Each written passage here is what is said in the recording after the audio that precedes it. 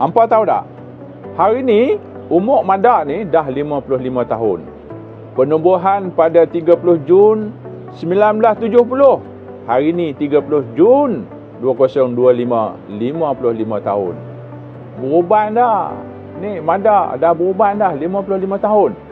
Kami membuat sambutan tadi, kami buat apa?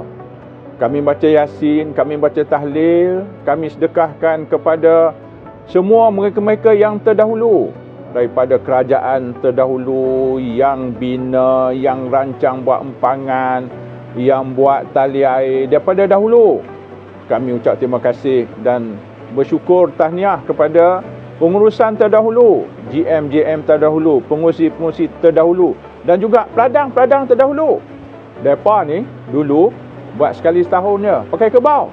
Tapi hari ni dah 2 kali setahun kami mengorak langkah ke hadapan ke arah 5 kali 2 tahun, ke arah 3 kali dalam masa setahun.